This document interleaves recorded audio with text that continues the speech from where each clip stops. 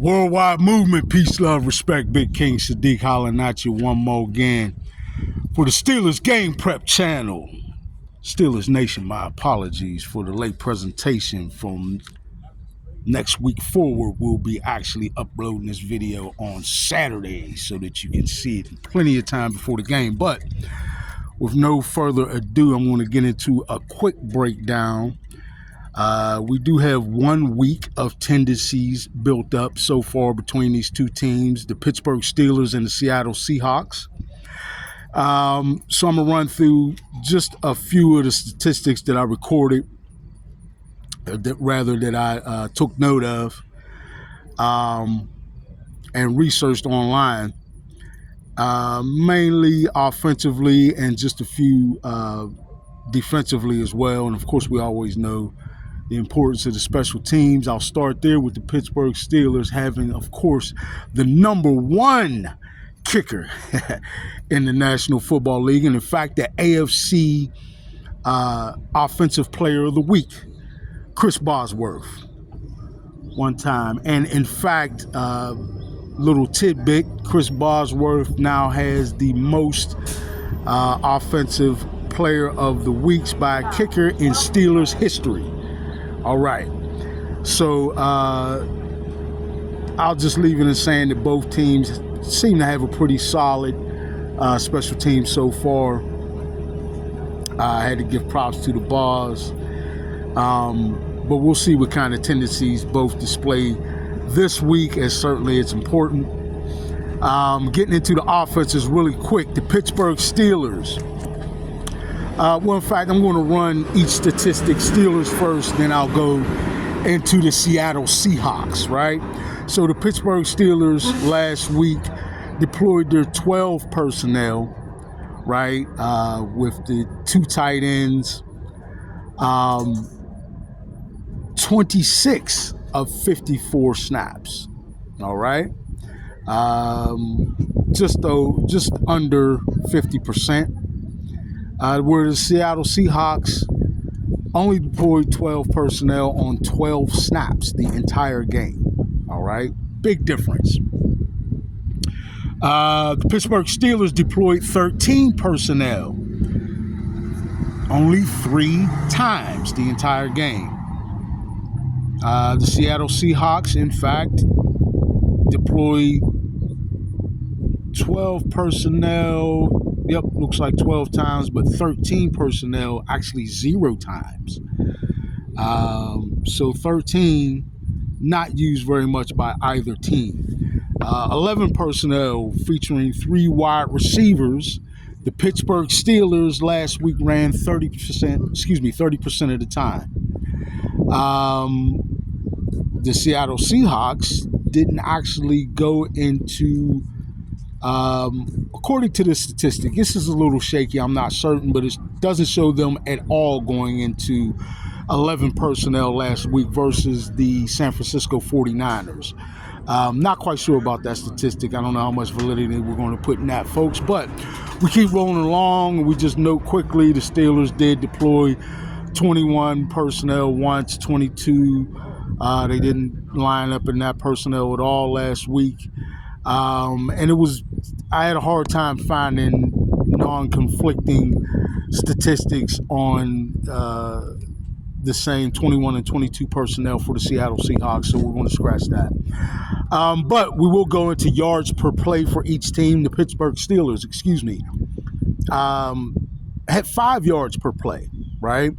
Whereas though the Seattle Seahawks fell just under 5 yards per play at 4.6 yards, right?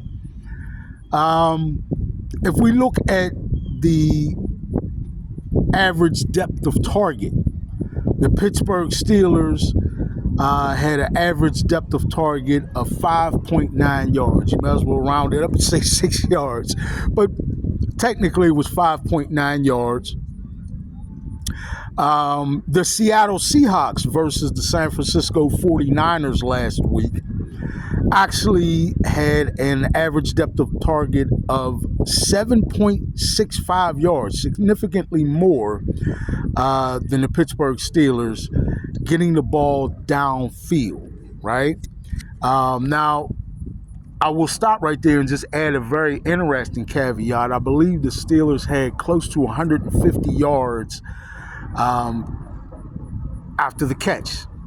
Close to 150 yards, right?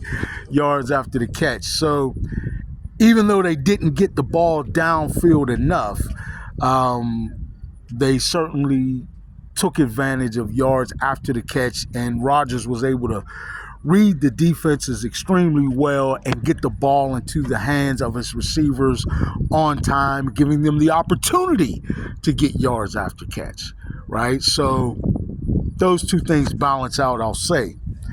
Passer rating. Overall, the Steelers' passer rating was excellent last week versus the Jets. Of course, that falls primarily under Aaron Rodgers, pretty much 100% of the time.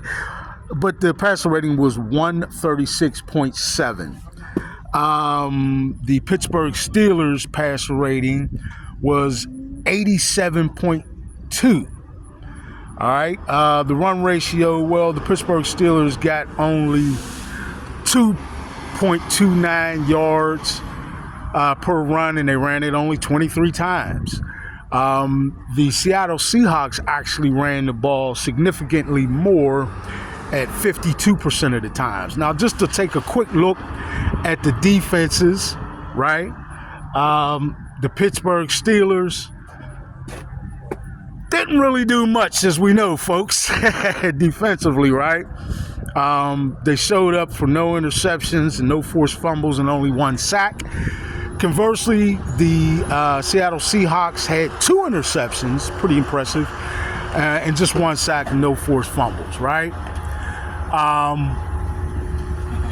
So basically, we noticed neither defense, I would say at this point, actually shined. But I would say that the Seattle Seahawks were more sound last week altogether, right? The Pittsburgh Steelers have a long way to go, or a lot to be desired, for us to see a defensive performance that is worthy not only of their roster, but of all the effort, time, and attention put into trying to compile a championship defense, right? The Seattle Seahawks were actually very sound last week when it comes to their defensive performance, even though they lost. It was a very low scoring game in a defensive battle. So this week, as we face that good defense, let's see Aaron Rodgers continue to perform, right? And as we see the Seattle Seahawks offense, which was, not prolific but capable last week, let's see this Pittsburgh Steelers defense shut the Seattle Seahawks offense down. Right? All right. And that's what we're looking forward to be impressed this week. Let's be impressed. Let's see these Steelers live up to the hype and really just focusing on performing to their best in every aspect and area of the game. All right? Man, Big King Sadiq for the Steelers Game Prep channel.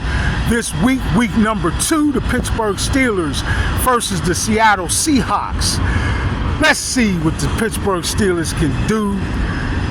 I want to be impressed. I actually came up with a prediction that I've been hyping up all day or all AM with a bunch of Steeler fans. A pretty lofty prediction of 42-10. And let's see how close the Pittsburgh Steelers can get to that in a victory. All right? All right, Steelers Nation. Let's go, Pittsburgh Steelers. Big King Sadiq from the Steelers Game Prep channel. Let's go.